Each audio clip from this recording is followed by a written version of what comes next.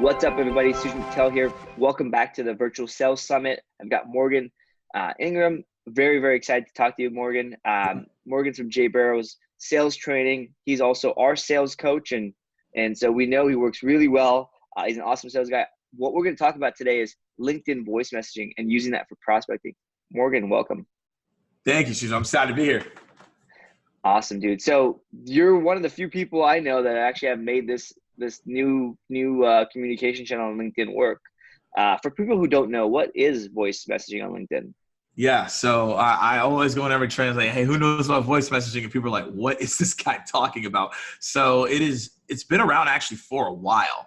It's only catching buzz because everyone in the world's talking about it. I thought I could keep it under wraps because I was just using it and it was working. And then everyone in the world was like, oh, LinkedIn voice message. And now it's the thing.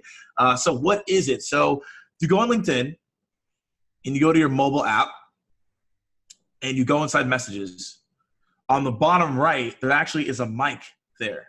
And if you've got an iPhone, you can, same thing, you send voice messages. The same thing you send the voice messages on the LinkedIn app. So once you send on the app, you can send a message to, we're going to talk about this, prospects, clients, whatever.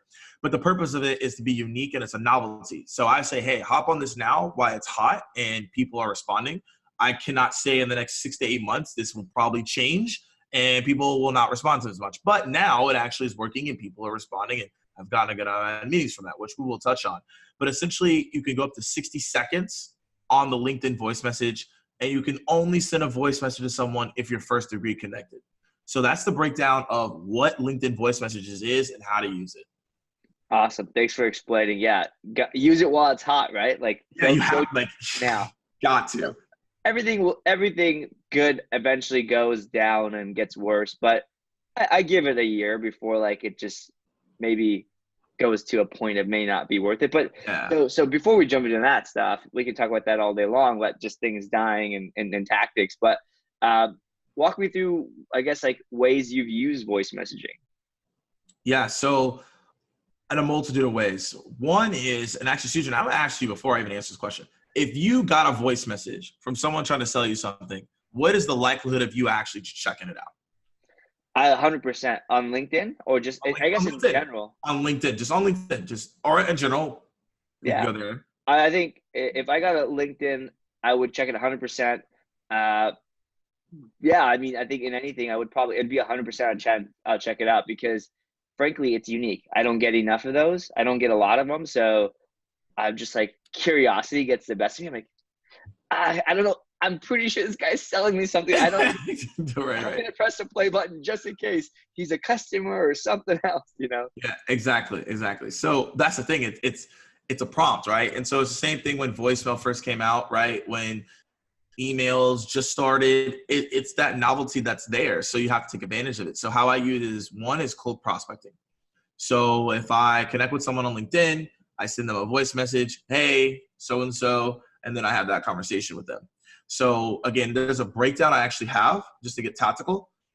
The first 10 seconds is getting their attention. So that's, hey, I saw something on your website. I know this about your persona. We work with companies like you, whatever, right? That's the attention. Then the next part is the attention grabber. And what that is the value proposition. Hey, the reason I'm for this voice message is because we have done this with similar clients, or, hey, we have talked to your persona before and XYZ challenge they see, and then go into it. So the attention sets it up to like, hey, this is what I saw. This is what I know. This is what I've researched. And then you go into what that research means. So essentially, we've been through a Jay Barrow sales training, the why you I now effect, but this is actually through a voice message. And then through that, once you've created that voice message, the next piece is the call to action. So what do you want them to do the next 10 seconds? So it goes 10, 30, 10. On average, my voice messages are 45 to 55 seconds. So this is how I normally do it. Now, what I do is I connect with someone on LinkedIn. I wait about 2 to 3 days, send them that voice message, and then that's how I set up my meetings. That's one piece prospecting. I also use it for warm leads. Someone may have come in inbound, things of that nature. So I actually connect with them on LinkedIn, send them a voice message. Obviously, it's just, hey, I saw you wanted to talk to us about training, and then I'll message them there. So that's a piece. And then also at the same time, what I also do is I use it for people I'm working in a sales cycle. So after every call, you should be doing this anyways, is I connect with people after LinkedIn, on LinkedIn. Hey, great chatting with you today. And that's really it. Then if they go dark and they don't respond to my emails, I go on LinkedIn and I send them a voice message to be like, hey, I know we have multiple conversations. Looks like you've gone dark, or looks like you've gone ghost, or whatever. So those are the ways that I use it. Again, it's another touch. It's unique, and it leads to a lot of responses that I get. Love it. Yeah. So it's surprising that you're using it in all kind of multiple facets of ways. Do you have is that like 10-30-10 formula the same across the board? No, it's not. The 10-30-10 is for the cold. For the client or for the warm lead, it's going to be warm lead's probably a little bit shorter because it's just like, hey, I saw you download this, or essentially for us, it's like, hey, I saw you're interested in training. Maybe they didn't respond to the email. But for the most part, as a whole, the client one may be longer because I might have to describe it more. But you only get 60 seconds anyway, so you can only go so far.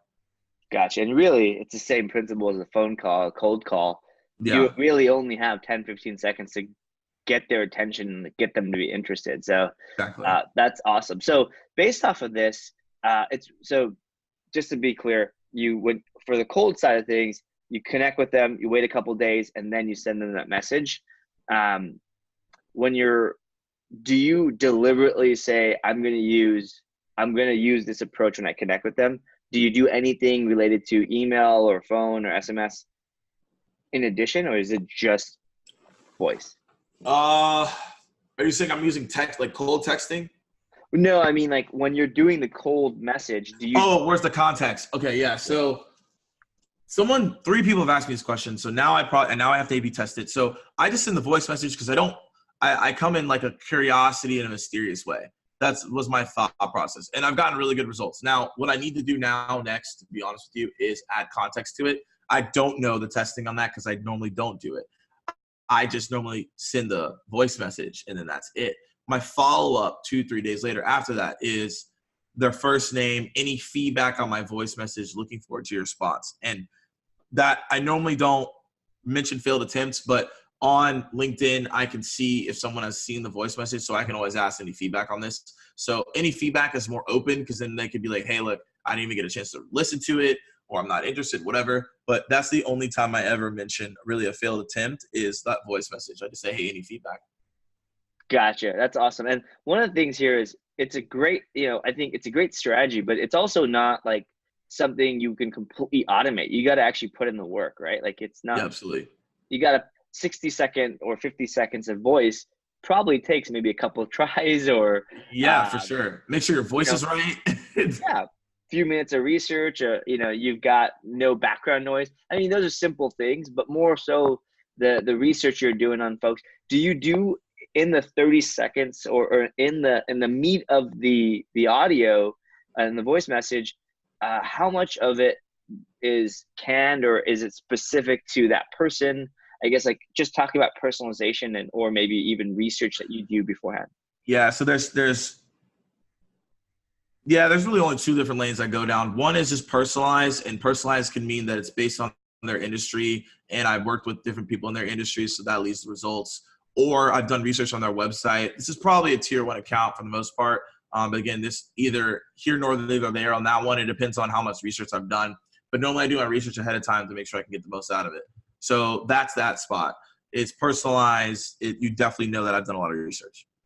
The second one is a persona based. So that means I just know your challenges and your priorities. And then based on me knowing that, that's where my message comes into play. And that one's not canned. It's just based on that persona. So it's relevant to them to a certain degree. So at least it can get a response. So those are the 2 ways I go about it if I make a voice message. Love it. Love it. Where can people go to find out more about you and learn more? Yeah, super simple. Check me out on LinkedIn, Morgan J. Ingram. That's the best way to connect with me. And yeah, if you have more questions, just hit me up there. Awesome. Thanks, dude. This is awesome. I'm excited that I'm going to go try this. First of all, I'm going to go try this. Like tonight. Do it. Yeah, it's going to be good. I'm not a salesperson, so it's going to be a little awkward too. So it'll be natural. But the thing is like it creates a human touch, right? And yeah, like I do it and it works. I talk to sales leaders and people may say you have a brand and it works, but I'm telling you all right now, like I have reps or clients that use it and they're getting meetings too. And they don't have a lot of brand recognition as much as maybe some other people. So this, again, it's a novelty. I would take advantage of it while you can. Definitely get you some extra meetings out there. Love it. I love how you're just acknowledge, like, hey, this ain't gonna work forever, but do it now, because knowing that it makes you, really separates the leaders from the not so leaders, right? Yeah, yeah, yeah, right. Yeah, exactly. Awesome. Thanks, dude. Yep. Thank you.